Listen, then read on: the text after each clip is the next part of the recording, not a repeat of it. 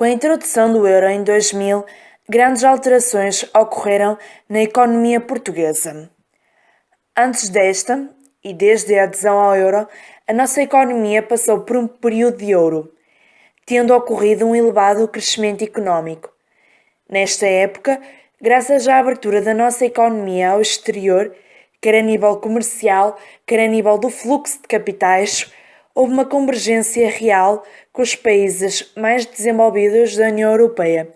o que teve impactos significativos, tal como a diminuição da dívida externa de 70% para 10%. Para além destes, e perante a perspectiva de adesão a uma moeda única, também a inflação passou a ser controlada, tendo ocorrido uma queda abrupta da mesma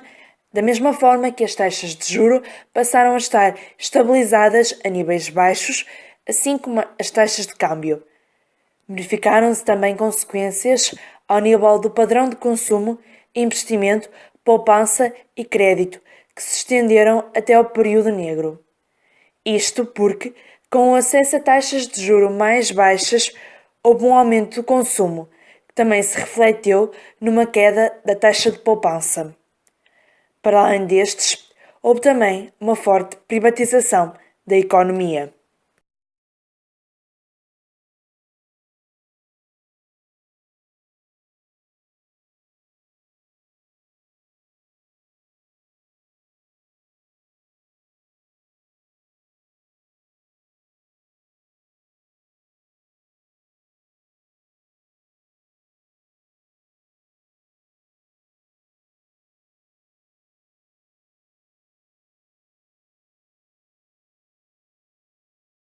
No entanto, com a chegada do euro, verificamos grandes alterações, tratando-se este de um período de divergência, com os salários reais a aumentarem, assim como a taxa de câmbio real, o que nos tornou menos competitivos relativamente ao exterior, graças também ao crescimento do setor não transacionável e à progressiva desindustrialização. Para além destes, a nossa economia passou a estar numa situação de elevados déficits externos e juros de dívida crescentes, com o investimento a decair e o consumo a manter-se.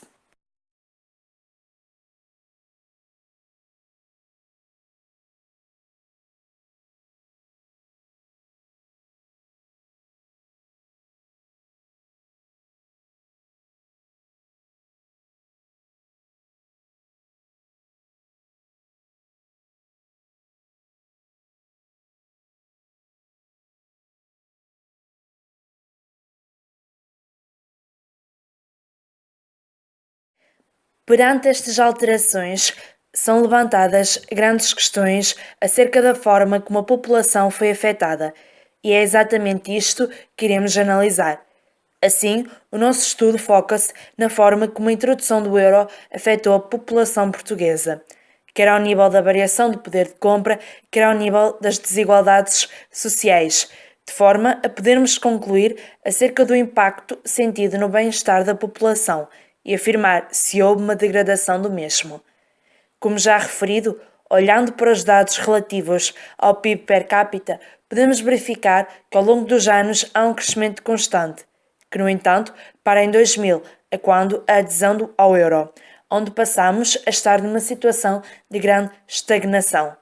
Esta traduz-se também numa estagnação da taxa de crescimento do PIB, que passou a ser de cerca de 0,3% ao longo desses seguintes anos.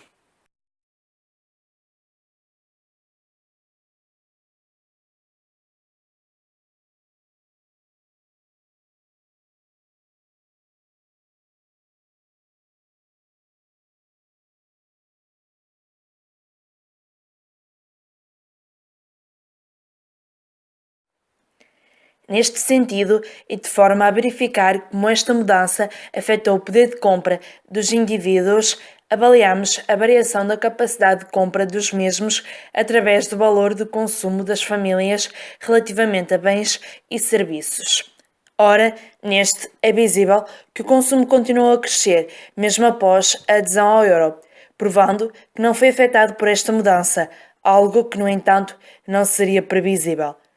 Esta situação foi possível uma vez que havia acesso fácil a crédito, assim como taxas de juro baixas, o que permitiu um aumento do endividamento, quer do Estado, quer das famílias, quer das empresas. Situação esta que acaba por ressaltar a ideia de que a população viveu durante anos acima das suas possibilidades.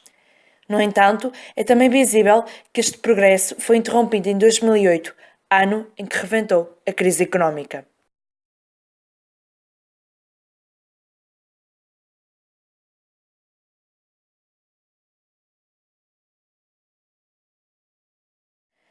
Por sua vez, no que diz respeito às variações a nível das desigualdades sociais e de pobreza sentida,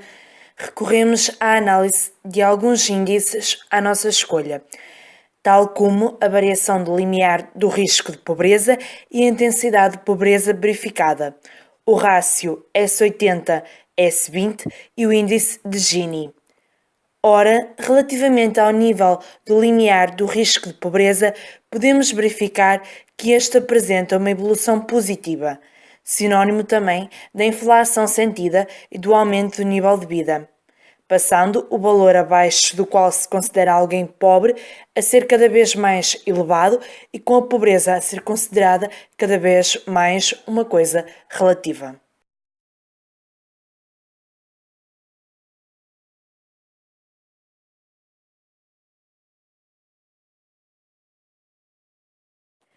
No entanto, para ter uma perspectiva mais clara acerca da evolução da pobreza, recorremos também à taxa de intensidade de pobreza, que nos dá a informação acerca do número de vezes que o rendimento médio dos pobres está abaixo da linha de pobreza.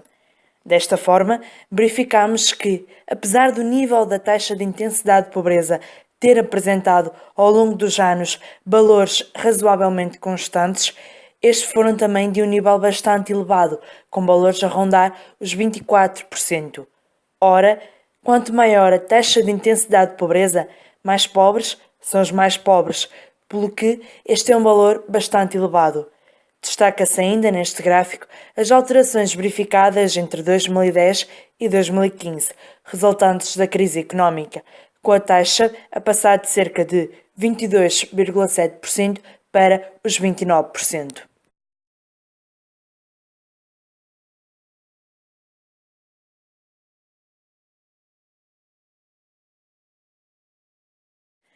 Observando noutra perspectiva e também no que diz respeito ao nível de desigualdades sociais sentidas, analisamos o índice de Gini, que nos dá, numa escala de 0 a 100, o nível de desigualdade da distribuição dos rendimentos na população, sendo o escalão mais elevado o ponto em que todo o rendimento está concentrado numa só pessoa. Neste, é visível que não ocorreu nenhuma significativa alteração na distribuição do rendimento, com o valor do índice a rondar os 35% ao longo dos anos em análise.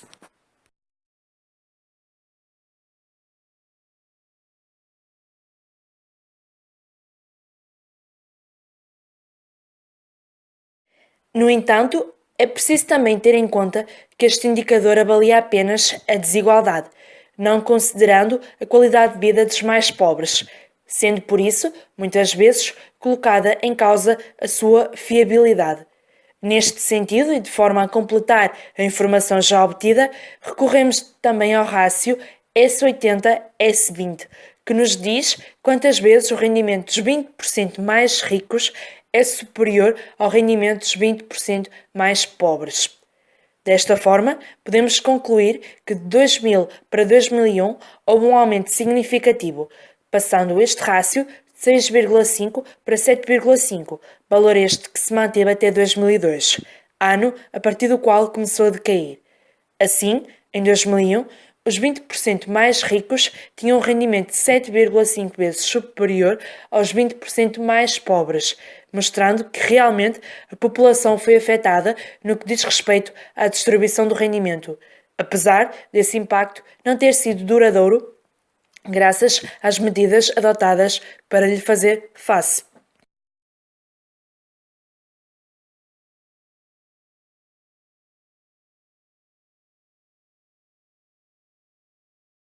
Concluindo, aparentemente a adesão ao euro não resultou numa degradação, pelo menos significativa, do bem-estar da população portuguesa, tendo os seus efeitos apenas se verificado anos depois, fruto da falta de prudência da população e da falta de ações por parte do governo a quando a esta mudança.